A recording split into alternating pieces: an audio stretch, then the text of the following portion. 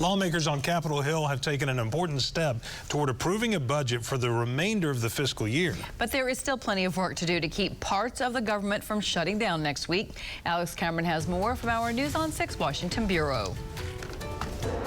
Well, in order to have any chance of passing something other than another stopgap funding measure, something Speaker Johnson has said he won't do, House and Senate leaders had to first agree on a top-line number, the total amount Congress can appropriate for this fiscal year, and they finally did that on Sunday.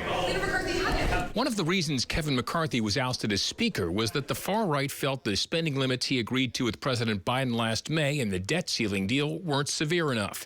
Following a day at the border last week, McCarthy's successor told CBS's Face the Nation it's on Congress to get U.S. debt under control. We have to be good stewards of precious taxpayer resources. We cannot continue to borrow money to spend it. And so reducing non-defense discretionary spending must be a priority of Congress, and we're trying to insist upon that in these negotiations. Ultimately, those negotiations led to an agreement very similar to the number McCarthy and Biden agreed on, $1.66 trillion in total discretionary spending, $886 billion of that on defense, $773 billion on non-defense items.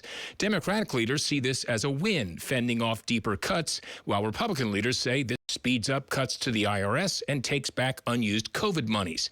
Now the question is, with a top line in place, can House and Senate leaders reconcile the 12 appropriation bills quickly enough to beat the two funding deadlines, January 19th and February 2nd?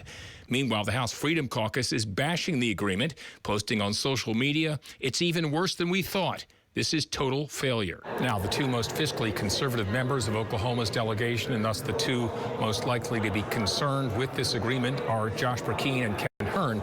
I'll sit down with each of them one-on-one later this week. In our Washington Bureau, I'm Oklahoma's own Alex Cameron.